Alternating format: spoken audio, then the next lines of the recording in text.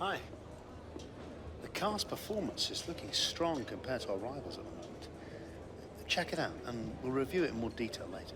Hey, what's going on, guys? Aarava here, and welcome back to my F1 2017 career mode, episode number 82 today for the Chinese Grand Prix in Season 5. If you did miss the last episode, the start of this season, then be sure to go check that one out before you see the rest of this video, guys. But yeah, we're here at the Chinese Grand Prix with Chris sounding rather positive. Of course, we had an excellent first race for the team. I won't spoil the result, but, you know, basically the best way possible we could have started our career with Force India here in Season 5, and he's sounding very nice about where the car is. You saw there on paper, apparently we're ahead of Renault and still behind Mercedes, but as I said kind of last episode as well, and have said a fair few times over the course of the career mode since the game came out, I really don't think you can put too much kind of solace and kind of ground behind the kind of chart exactly, because obviously the AI come into play, and obviously your performance as a player can come into play as well. So we moved into practice then, and trying to get as many points as we can, of course, with the Force India. Unlike the end of Season 4, we're trying to get as many points as we can to try and develop the car as best we can, and try and add to probably what will be the aerodynamics to start off with, because I think Australia was,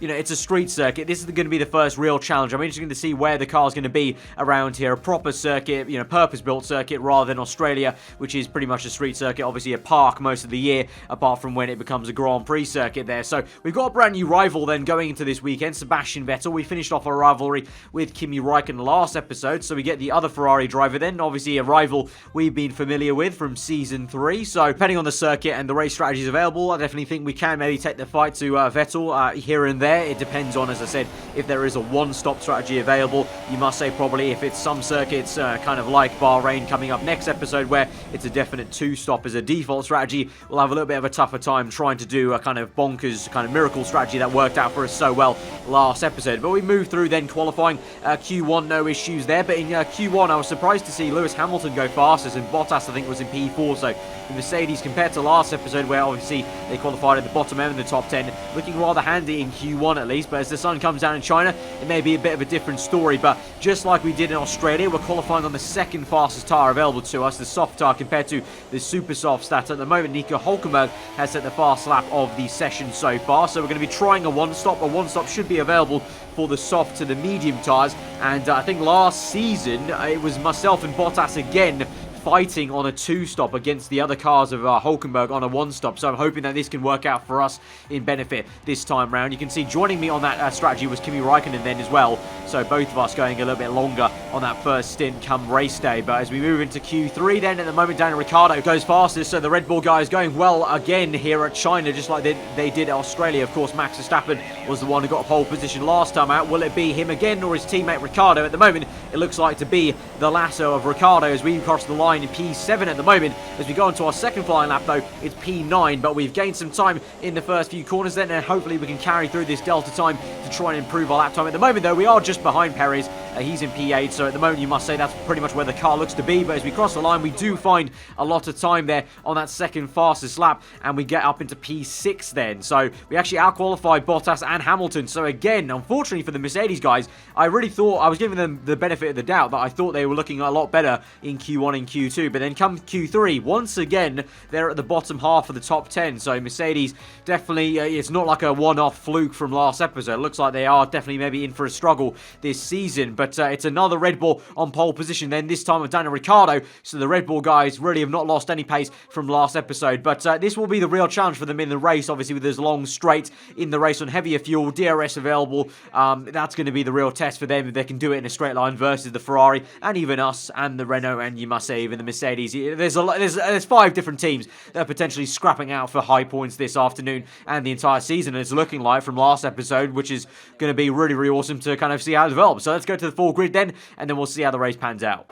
We're almost ready to go then, and this is what the starting grid looks like for today's race. Daniel Ricciardo starts from pole position today, with Sebastian Vettel starting alongside. Looking down the rest of the grid, we have Räikkönen, Hülkenberg, Max Verstappen, and a Force India, Bottas, Perez, Palmer, and Roman Grosjean, Massa, Kvyat, Kevin Magnussen, and Alonso, Stroll, Van Dorn, Pascal Wehrlein, and Lewis Hamilton. Ericsson and Carlos Sainz starts from the back of the grid.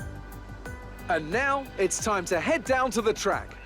So Hamilton's been dealt a blow then with a penalty. Likewise with Carlos Sainz for the second time in a row so far this season. So my teammate is going to benefit from that. Hamilton was, of course, already behind us. So we stay in that P6. But he's moved down, way down the order to the second last row of the grid. But you can see that is the strategy then I was talking about. The soft tire to the mediums. Filling up on a bit of fuel to try and kind of basically exploit the Mercedes engine that we have in the back of this car. And use that to our advantage, hopefully, to slipstream some cars and do some overtaking this afternoon down that back straight. Because here we go then to 5 red lights to the Chinese Grand Prix for round number 2 of Season 5. We're underway, and it is a good start for us compared to Max Verstappen there on the super soft tyres. Surprisingly, as we go towards turn 1, maybe we can go down these inside. Meanwhile, Hülkenberg trying to do the same to Kimi Räikkönen, forcing him to go the long way round. They both go wide, so we nip it down the inside. But as we swing through to left-hander, Hülkenberg's going to go a little bit wide. And that's going to send me way off course then on the exit of that corner, and will allow Verstappen to come back at us then, very much so, to re-overtake us then. And we're going to have to try and do a bit of late braking here, as Hülkenberg's going to do the same. And can we basically do a bit of synchronised overtakes on the guy on our outside? Hülkenberg on Räikkönen, myself on Verstappen. We have a bit of a tank slapper on the exit. Yellow flags behind us, so there's been a bit of an issue for someone down the order. And now we have to do a bit of a switchback move, and we get on the left-hand side of Verstappen. Doesn't work out, though, in the S section. The dirty air kicks in, and we're just not able to close up. And the same can be said for Hülkenberg on Räikkönen. That was really quite harsh into turn 2. I think that was as Daniel Ricciardo leads the way from then Sebastian Vettel. Räikkönen still in P3 then. And so as Ricciardo crossed the line for a fast lap of the Grand Prix, of course, after ending lap 1, we're closing up on Verstappen. We're getting a lot of good slipstream here down the main straight onto the left-hand side. Verstappen goes defensive, and that's not going to work out for us, because you can't really overtake on the outside then into turn 1. It's a very awkward position, very off-camber, and even in qualifying alone, it's hard to, have a wide line into turn 1, let alone trying to go around the outside of a car. And you can see on the exit then of that left-hander, Verstappen does well to park the far side, lock up on my left tyre, which is also easily done anyway without a car kind of parking the bus in front of you then. So for now,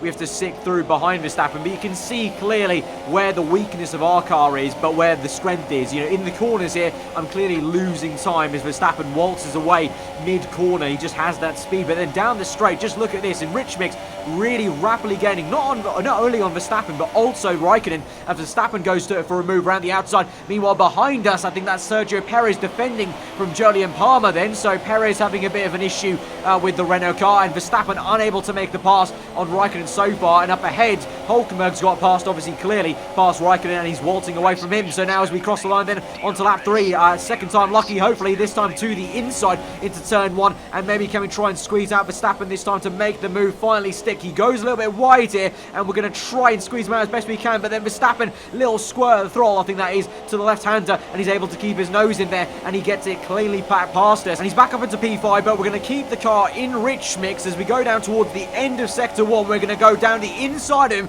be very punchy indeed, and just like they did in real life at the Chinese Grand Prix, having to be aggressive and making the move when it counts there. And we're up into P5 now, and we can go chase after Räikkönen. You can see on the main back straight, you can see we're getting away from Verstappen. The proximity arrow was there as we exited that swooping right-hander onto this straight, but then it just goes away, and we're actually chasing down Räikkönen. And by the time we get to the end of the straight, we're pretty much there almost, just a 1 car length away from him. So really using the engine to good use. Something I didn't have the pleasure of doing back at Red Bull or Renault or Toro Rosso. Obviously, the main point for one of you guys said in the comment section of last episode, the first time I'm with a Mercedes-powered car now, and I'm really enjoying it, because now look at this. We're so far back from Räikkönen on the exit onto this main straight, and we've actually pulled so much speed and time there with DRS open, rich mix flowing, and we're up into P4, and we just sailed past him. That is absolutely awesome, and that is the Mercedes engine working an absolute treat. So up into P4,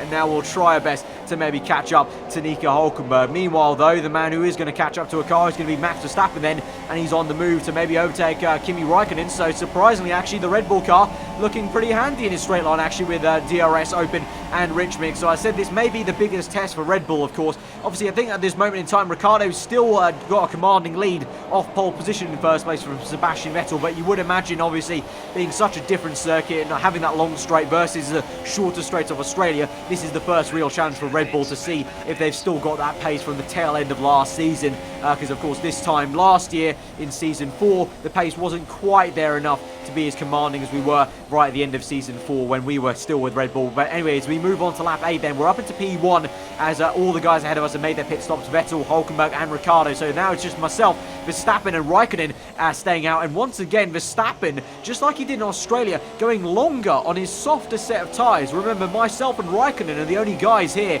at the moment in the top flight on soft tyres, whereas Verstappen on the super soft. So it's surprising. I think that's just maybe a trait Verstappen's AI is doing quite a lot at the moment so far this season. But you saw there, he overtook us, but I kind of let him through on purpose because I knew I'd get the DRS back on him, and so we can slip it to the inside and try and re-overtake him there. Because if I stayed ahead of Verstappen, he would have had the DRS. He would have overtaken me in a straight line, and I wouldn't have necessarily re-overtaken him under braking and wouldn't have got the slipstream as I did having let him through. So a bit of a wily old fox move there, a la Fernando Alonso in days gone by, letting him through on purpose just as we cross line for the DRS there. And so we move on to the next lap, lap 9, and once again Verstappen's going to try the same thing, and again we brake early on purpose to the inside and let him through. But actually this time round he has a really poor middle apex speed, so we're able to try and feed it around the outside. And then on the exit of that corner, for some reason he just slows down, Verstappen does, and we get back past him even before we get onto the main straight, and that will allow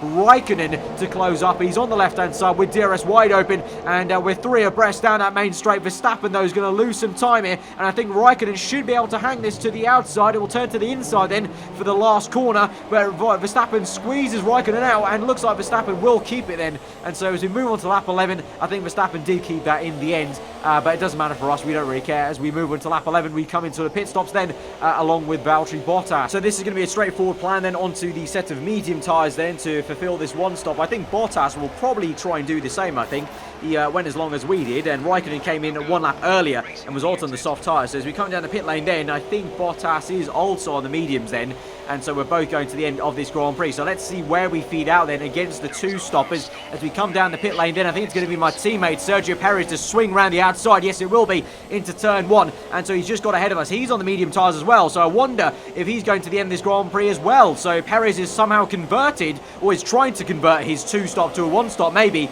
and having pit a lot earlier, he's basically got a huge undercut on us, so he's going to be ahead. And so on lap 12, we're going to close right up, literally you can't get any closer to 1's gearbox there through the hairpin, and we're going to have to try and overtake our teammate fair and square on track if he is indeed going to the end of this Grand Prix. He is definitely on the medium tyres then as we go through that camera shot. So as we move on to lap 13 then, both of us have DRS, but we've got Rich Mix engaged, and here we go, slipstreaming, and we're going to go down the inside, dive our nose in there, very, very close on the left front tyre, and Perez off circuit somewhat on the green stuff there on the left, and we're going to try and squeeze him out like we tried on Verstappen. But again, like with Verstappen, he's able to keep the throttle in there, squeezes it mid-apex into turn 2, and he's able to keep it side by side with us on the exit as we go to the end of sector 1 to the inside, just like we did Verstappen. Can we try and just squeeze him out then? We'll have the better line as we go through to the exit. You can see we're able to just tuck into the racing line. He has to tuck back behind us, and we're up the order. But an absolute ding-dong scrap between myself and Sergio Perez, first of hopefully many. I mean, obviously we've seen in real life how many times the Force India drivers have gone fighting throughout this season, so hopefully we'll have the same, and that'll be a pretty entertaining fight to watch develop through the entire season. Meanwhile though, we make a very, very easy pass on Lance Stroll then on lap 13 at the end in the hairpin, and it's so easy in fact that Perez also went down the inside at the same corner as well, so both of us get past at the same place. So just showing how poor the Williams car was then at the moment performing here at China's. We're now in P5, but Perez is coming back at us. He's going to go down the inside of us now. I would have liked to have gone to the inside and try the exact same thing I did with Verstappen, but actually it's not going to matter too much. We'll still keep up with Perez through the exit of the corner, and though you can see that wash of dirty air straight away gives us that understeer as I keep turning right and the car just doesn't want to turn in and bite in to the corner. We can still get the DRS open, Rich Mix blowing, and once again, like we did against Verstappen, we'll come back at Perez. He goes a little bit defensive to the middle of the track, but we're going to go to the inside of him, although we get the braking a little bit crossed up there. We go really deep off circuit. In fact, Perez also goes off circuit, and it will actually allow Jolyon Palmer, that is, to swoop to the inside of both of us and do a switchback on us. So Palmer has mugged both of us off, as now we get a little bit wayward on the exit of the last corner, and so both of us messed up a little bit in the brake zone then, myself and Perez. So now Palmer's up into P5. We have to try and re-overtake him if we can, although he's on the soft tyres, so that would suggest he's on the 2-stop there, so that won't bother us too much. Even if he does stay ahead of us at the moment, you know, he'll fall back behind us after he makes the pit stop. The only thing will be, you can see there through the first few turns, he held us up somewhat as we got caught up behind him. We had a bit more speed than he did mid-apex, so if we keep getting held up by him like that, that won't help us out. But we've got yellow flags behind us as Valtteri Bottas has to peel to the right-hand side of the circuit in Sector 1 and retire from this Grand Prix with a mechanical failure. So once again, one of the Mercedes guys has issues. So that's 2 for 2 then so far this season, that one of them has DNF. They really, I don't know what on earth is going on with the works Mercedes car, and now Palmer has got an issue. It's all kicking off now at the Chinese Grand Prix. Palmer's had an engine failure right ahead of us